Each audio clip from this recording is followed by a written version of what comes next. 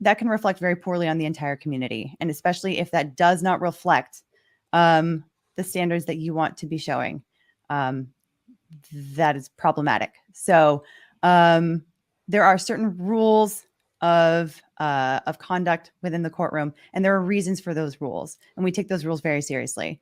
The reason being that, first off, this stuff is open to the public. It's open to the public, and with that comes a responsibility from the public not to try to, or to try not to impact the outcome of the case.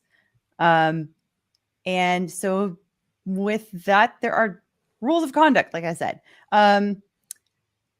Certain things that can happen that can impact the jury, which can impact the outcome, and that can come back to haunt everyone that is connected to that conduct. So I don't know if you guys want to add anything, Rob, if you want to add anything as a local litigator that works out of the courtroom. I mean, to people that are here and people that are watching, I've been practicing law for more than 10 years, and I've been trying cases in this courthouse for more than 10 years. And I have been very proud at how this proceeding has been run. It's been incredible. It's been orchestrated wonderfully.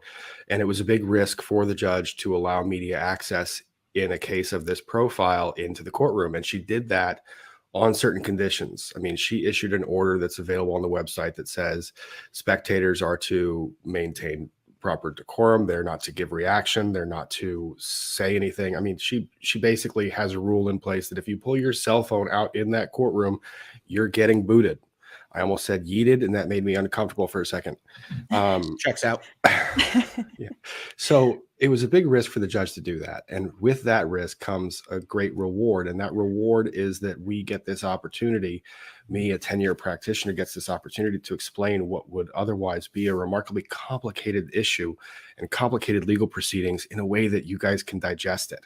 I mean, that's not something that we get all the time. There are things that lawyers refer to as trials of the century. These are things that are huge issues that we just wish we could explain to everybody out there in a way that you guys can understand it. And this is that chance, and we take that really seriously. So that's kind of my 2 cents on it. Yeah. And another thing about the live streams that we are doing here is that the purpose is, of course, to entertain and to have fun, but also to really educate and inform. And with a live stream covering this kind of a case with this kind of media coverage, we also have gotten our own share of commentary from other people looking at us. And we have also pushed back on this narrative that all live streams covering this trial are doing it to sensationalize and to turn it into a cheap circus entertainment. And we are not about that. That is something that those of us who have been on this panel have felt quite strongly about.